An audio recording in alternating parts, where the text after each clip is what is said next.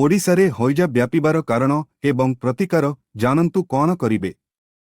नमस्कार दर्शक बंधु, आज आमे एक अत्यंत गुरुत्वपूर्ण विषय रे आलोचना करिबाकु जाउछु।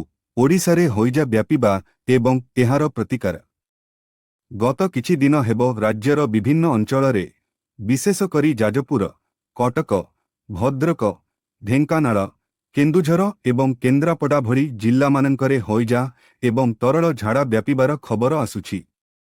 आसंतु जानिबा एही रोग किपरि व्यापुछि, एहार लक्षण और प्रतिकार पई आमे कौन करि परिबा। हईजा एक गुरुतर संक्रामक रोग जहाँ भिब्रियो कलेरा नामक जीवाणु द्वारा हुए। यह मुख्यतः दूषित पानी और खाद्य माध्यम व्यापी थाए, विशेषकरी अपरिष्कार परिवेश और स्वच्छतार अभाव थिबा अंचल। ओडिशा गत 2.5 दशंधि धरी बारंबार हईजा समस्यार सम्मुखीन हेउछि। हईजार प्रमुख लक्षणगुड़िक हेउछि प्रबल तरल झाड़ा, जहाँ चाउल धुआ पानी भली देखा जाए, बांती एवं शरीर जलीय अंश कमिजिबा, अत्यधिक निर्जलन, मांसपेशी रे कष्ट, अत्यधिक दुर्बलता एवं गुरुतर मामलारे शक और कोमा सृष्टि करिपारे। एपरिकी चिकित्सा न कले किछि घंटा मध्यरे मृत्यु मध्य होई पारे। छोट पिला, वृद्ध एवं दुर्बल व्यक्तिमानंक पई एही रोग अधिक विपदपूर्ण। एही रोग व्यापीबार मुख्य कारण हेउछि दूषित पानीय जल, अपरिष्कार खाद्य एवं स्वच्छतार अभाव।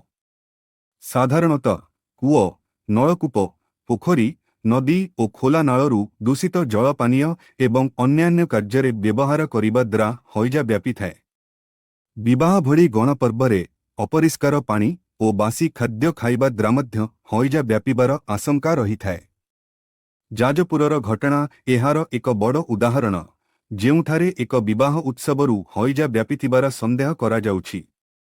किछि क्षेत्ररे प्याकेज होइथिबा पानीय जल मध्य दूषित होई पारे। राज्य सरकार हईजा नियंत्रण पई तुरंत पदक्षेप नेइछन्ति। समस्त टी जिल्ला को सतर्क कराजिबा सहित स्वतंत्र टीम गठन करा जाइछि, जेउमाने ग्रामांचल रे घर घर बुली स्वास्थ्य परीक्षा एवं ORS और जिंक टाबलेट बंटन करुछन्ति। समस्त जिल्लार जल उत्सगुड़िकर क्लोरीनीकरण करा जाउछि एवं सफा परिष्कार रखिबा उपरे गुरुत्व दिया जाउछि। खाद्य निरीक्षण पई होटेल और खाद्य दुकान रे चढ़ाऊ करा जाउछि एवं सफासुतरा नथिले जोरिमाना सह दुकान सील करा जाउछि। हईजा भली रोगरू रक्षा पाइबा पई सर्वोत्तम उपाय हेउछि सचेतनता एवं प्रतिकार। सर्वदा फुटा होइथिबा किंबा शुद्ध जल पियंतु। खाद्य रांधिबा पूर्वरु एवं स्टे हेबा परे साबुनरे भल भाबरे हाथ धोंतु। सद्य रंधा होइथिबा एवं गरम खाद्य खांतु। बासी खाद्य खाइबारु विरत रुहंतु।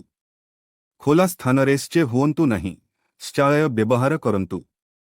कौनसी लक्षण देखादेले तुरंत निकटस्थ स्वास्थ्य केन्द्र को जाई चिकित्सा करंतु। कंक्लूजन, ओडिशारे हईजा एक चिरस्थायी समस्या होई रहिछि।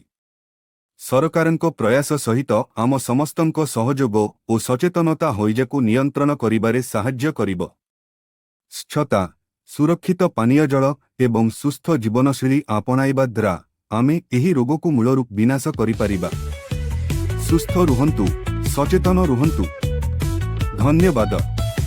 आपनंकु जदि एही वीडियो भल लागिला तेबे लाइक, कमेंट एवं सब्सक्राइब करिबाकु भूलंतु नहीं। एही सूचना को अन्य मानक सहित मध्य शेयर करंतु।